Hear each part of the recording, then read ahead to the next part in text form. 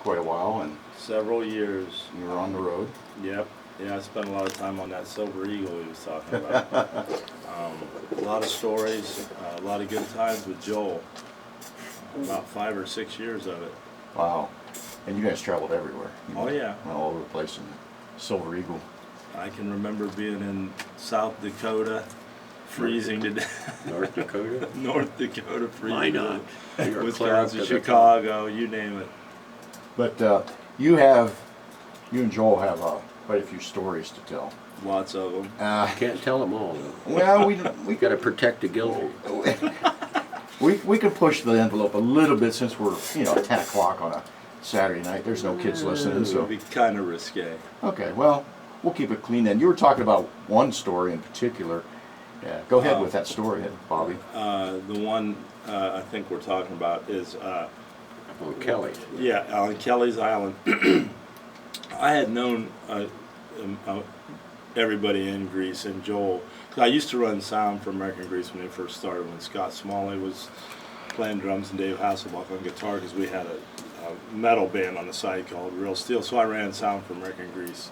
And then when I moved home from Florida in the 90s, I needed a band, and Joel called me right when I came home. Oh, we need a drummer. So I said, really, how soon? He said, about 10 days. And I didn't have anywhere to set up drums, so I learned the whole set. 60 songs. He handed me like 6 cassettes. Remember that? Oh my God. He said, just learn all this on here. He said, there'll be no time for rehearsal.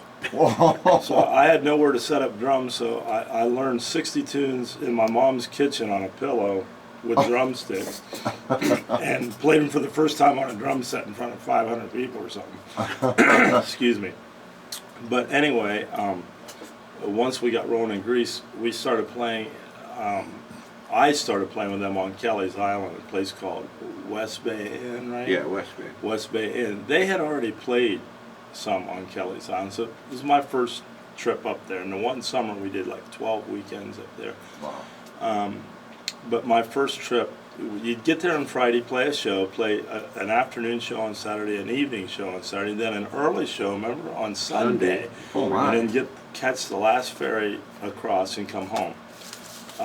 So that's first time up there, and we played the Friday night show, and it was rocking, and it was a good time. Everybody, got changed clothes and everything, and was like, okay, we're gonna head downtown, and My birthday. and it was Joel's birthday, first time we played there with me, and I was with Braz, and Joel and them took off, and Joel's already celebrating his birthday, and he said, we'll be at the casino, right, at the Yeah. casino. So me and Braz get there probably maybe a half hour after Joel did, and we're walking into this place. I've never been there, and there's a big crowd, like a big circle of people, big crowd gathered around. You can tell they're watching something on this dance floor. You can't see it because all the people. I said, well, what's going on, Braz? And me and Braz, picked our way through the crowd and got up there. And here's Joel and some young lady, I have no idea. just the two of them, are out and on the dance floor putting on a show. Joel's doing all of his best Jagger impersonations, the peacock pout and the hands on the hips and the strut, and literally tearing it up. And he's got the whole place clapping and yelling. And I'm like, wow, this is my introduction to Kelly's Island. This is pretty cool. But that was my first time on Kelly's, was seeing Joel with a couple hundred people surrounded him, just letting him do his thing. But That's what birthdays are for. That's right. many good times up there, though. Oh, yeah. We had a lot of good times, period, on the road. Yeah, we got along really good. That was a really, I thought, strong rendition. That was a strong lineup. Yeah, it was. A lot of talent there. I mean, We were whole lot. doing a lot of hard stuff. I'll tell you, when I first got in, and some of these songs you had to learn. Let's see, "Make Me Smile" by Chicago. Try that one on drums. Sometimes they'd like to open with it, which was really brutal for a drummer. Yeah. We're just going to go ahead and start with that one. No okay. warm up, what? All right, but some difficult stuff to play, especially for never getting to play it on a drum set before, the first time you played it. Yeah. But we were doing songs I thought that a lot of people wouldn't do or couldn't do maybe, with all these harmonies and keyboards. And Dave was so precise and like he was able to score all those horn parts for them Chicago tunes. And Darren would play the actual keyboard parts, and Dave would play all those horn parts off keys, and it sounded exactly. Wow. I mean, you would never know the difference. He was a Berkeley grad. Yeah. Oh, really? Yeah, he was a Berkeley grad, so he was the music director. Okay. And I didn't sing, so I was the only guy in the band that didn't sing, so luckily I escaped these like grueling harmony workouts, like for the Eagles in Chicago and all this stuff. But he would drill these guys. Remember, up at your house, he would drill them over. It was never good enough. And but it really did. And he was the bass player, but he was a phenomenal piano player, keyboard player, and accordion. Accordion. Did you guys ever pull out the accordion to play Yeah, it? we did a couple of times. Really? Yeah. Wow. Yeah, he's like a world-class accordion player. Wow. He's a phenomenal musician, Dave. Whatever happened to him? I mean, he's from Pennsylvania. So. Well, he's living up by the crossroads yet. Up Sandyville. He's not doing anything. Yeah. Really? All that talent. Oh yeah, he's superb. Wow. Very intelligent guy. I won't repeat that on the air, Joel. No, don't do that. Anyhow, sometimes people just don't gel. Yeah. Right, we know And that's not against anything against anybody. No, it's just the way life is. Some That's people the way don't it get along with other people, and that's the way it is. Right, and musically too. Sometimes you can put 6 or 7 guys that can really play good in a band. It doesn't necessarily mean it's going to be a great band. Right. And then sometimes though, it is. Egos is what kills a lot of bands. Yeah. We didn't have a whole lot of that kind of thing. I just wouldn't put up with. Come on. Yeah, we're all adults here. I don't want to hear it. Yeah. He was the father of Joel. this thing. Joel, if it wasn't for Joel, there's no way it would have worked, because he had to juggle so many. He's keeping 6 guys, 6 including himself, happy. And believe me, everybody had a different personality. And I mean, we got along, but still, everybody had a different personality. And I can remember clear back when I was the sound man for American Grease, and I just first met Joel. And then we became really great friends. But and of course, I was a young guy that was making money, not much money, and spending it quick when I did make it. So we had a running joke, if you remember this, Joel. The phone would ring at Joel's house. He would pick it up, and I'd be like, Joel. He'd hear my voice, and he'd go, yeah, Bob, how much you need? I'd always get in advance against the company. What do you need? But, what you need, Bob. Yeah. But, I remember that. Yeah, we've been great friends for a lot of years. A long time. A lot of these, I do this show every Saturday night, and I'm still hoping to get like Brez, and because everybody's intertwined, everybody's played with everybody else. I got George and Gus and Smalls and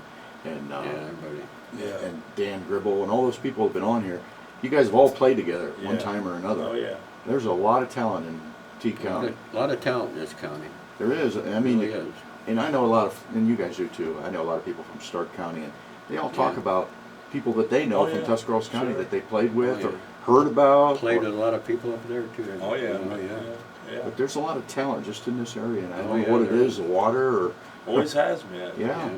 And there's, I've interviewed a couple younger people, and there's a lot of good young talent coming up too. Oh yeah. And I'm hoping that when Teddy Snyder and Ryan Bear come back from Asia, I'd like to get them on the show. I mean, they're young, but super talented kids. I mean, it's amazing. Ryan was my student for 3 or 4 years. Really? Wow. Yeah. You've got a lot of students out there from they're playing now. They're They're doing really good. Yeah. That's a great testament to your talent. So. Well, and your dedication. I know you are a proponent of practice. It's the only way I've found that the way it works. Yeah, and you got to practice. If you don't, what the you heck got you that proverbial horseshoe, you know where. Yeah.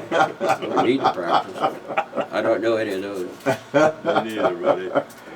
Well, I'm gonna play another cutoff here, but before I do, I just want to mention that Bobby stopped in here and he's a very good friend of Joel. And, That's right. And we'll get into some other stuff like the movie or the documentary. Yeah. I guess you'd call it documentary. And both you guys were Yep. stars of the documentary. That was your rockumentary. Rockumentary, yeah.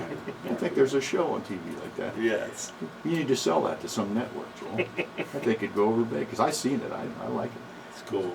Very good stuff. But anyhow, next week, next Saturday night on Saturday Night Live and Local, Bobby and one of our previous guests, Wags, Greg Wagner, is going to be on the show. Yeah. And we're doing a special Halloween show. And I think we're going to get into some deep, dark metal stuff. Deep, dark metal as stuff. macabre as it gets. Yeah, there we go. And some of the stuff here, I think it's Bobby has written Yeah. from the dark side of his mind. He's pulled out some Specifically for Wags. Yeah.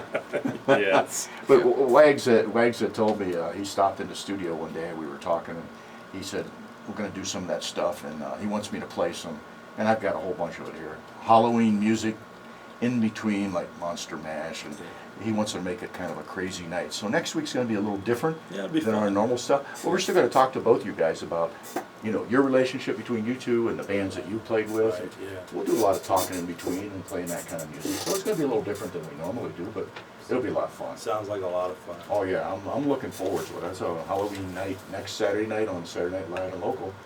Bobby Stocker and Wags, Greg Wagner, on the show.